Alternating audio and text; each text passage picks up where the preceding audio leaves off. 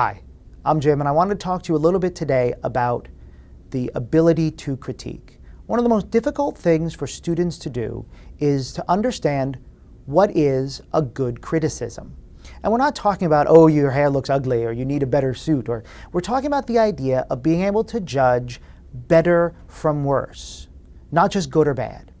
There was a study done which said that if you graded yourself from top to bottom, best to worst, students tend to give themselves one grade higher than the teachers who are grading their work because they cannot align their judgments with the criteria that the judges are actually using. For us, what you want to think about is that for some students, they want to be perfect, and perfection is difficult to attain. And in this class, I hope none of you try to be absolutely perfect, because with writing and speaking, it's never done. You always can improve. There's always more you can do. You can always deliver a little bit more. So beyond that, one level under that would be good work. And that's what we hope you always attain, which means you meet all the standards that are laid out, you do a good job in all of them, and you accomplish each task in a timely manner. Underneath good is good enough. And many students often just say, well, that's good enough. I've done enough for what I want to do, and that'll get me a passing grade, and so I'm happy. Below that is done. Some students are just, that's it, I'm finished, I'm done. Hopefully none of you go any further below that to just, I've had enough, and stop before you've completed enough work. The importance here is that each one of these ranges, and you could use different words in different ranges, deals with your assessment of your own work. You then need to compare that assessment to what is expected by your teacher, or for our technical communications class, your target, because they're the ones you have to satisfy. The more you know about your target and the better you understand how you will be judged, the more you can craft your materials so that it gets you to that good range. Sometimes you will try to be perfect, but you can't always do that.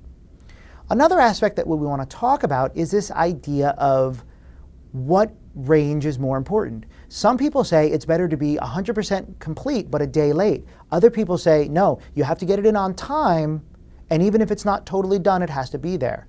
There is no universal rule. You have to make a decision about what your target will really want to see. Would they need it to be completed, even if it's a little bit late, or do they need what you have now, because if it's not turned in, too bad. Right? So this is an important aspect for you to judge. The last thing that we want to talk about is the idea of over-delivery. Over-delivery is a concept produced by Jack Welch in the 90s when he ran GE. And what he said is there are three parts of an organization. There is the bottom 10% that he's working to get rid of, the middle 70% that he's trying to keep doing the job they're doing, and the top 20% that is over-delivering. That every time you give them a challenge, they don't just give you what you expect, but they give you more. They're polished, they're potential leaders, they're able to grow. And he says what you do is you slowly replace the bottom percent by sending them out and bring in new people in the top 20%. What you'll see is that eventually that top 20% grows to a larger and larger percentage of the organization. And so if you're just doing good work, if you're just meeting the minimum standards and never over-deliver, never give more, you'll eventually be phased out the door. This is particularly important in an economy where there are not 4 jobs for every person, but 40 people for every job. So for you in this class, we really need you to begin to assess the qualities of how to judge a good work from a bad work. What could you do that would be better, and is it worth your time to invest? What can you do to move yourself closer to perfection without spending an inordinate amount of time to get there? Thank you.